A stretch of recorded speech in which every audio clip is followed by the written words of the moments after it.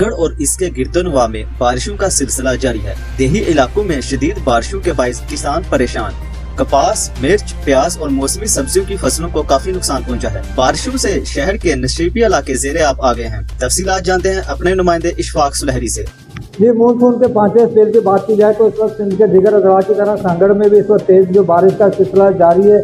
सांगड़ के तमाम शहरी इलाके और दही इलाकों के अंदर जो बारिश के बाद जहाँ पर नशीबी इलाके वो ज़ेरे आब आ चुके हैं। सांगड़ के अंदर जो पहला जो स्पेल जो मानसून का शुरू हुआ था उसी का पानी अब तक मौजूद है। जबकि जिला इंतजामिया डिप्टी कमिश्नर सांगड़ की जानिब से दावा किया गया था कि सांगड़ के अंदर मानसून से कबल तमाम इंतजाम मुकम्मल कर दिए गए, बरसाती नालों की सफाई कर दी गई है और तमाम जो है जहाँ पे ड्रेनेज, पब्लिक हेल्थ और मुस्तकिल इंतजामिया जो है हाई अलर्ट होंगे। लेकिन जहाँ पर सियासी जहाँ पर जो अमूर है, जिले अमूर है वो सियासी तौर पर चलाए जा रहे हैं, इसलिए जिले इंतजामिया जो है वहाँ पे नज़र नहीं आ रही।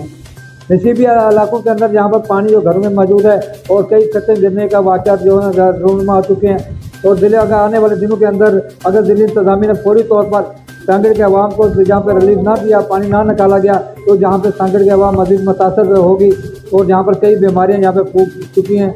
इस वक्त बारिश तो बहुत तेज़ी के साथ जो है वो जारी है, जिससे नुकसानात जो फसल के अगर बात कर लिया है तो कपास के इजरा जो है वो इस वक्त बुरी तरह से मुतासर हुए, कारखाने मुतासर हुए हैं और फौरी तौर पर जो हम अगर उन इलाकों के अंदर जहाँ पे बारिश हो रही है तो जमात किए जाए, उनको बारिश को पानी को निकालने के लिए या इनको अफसरदा करार दिया जाए, नहीं तो आने वाले दिनों के अंदर सांगड़ के किसान और सांगड़ की आवाम जो है बहुत ज़्यादा सफर करेगी। जी, हमें सपोर्ट करने के लिए हमारे चैनल को अभी सब्सक्राइब कर लें और बेल के आइकन पर क्लिक करके हमारी लेटेस्ट वीडियो की नोटिफिकेशन बर वक्त हासिल करें।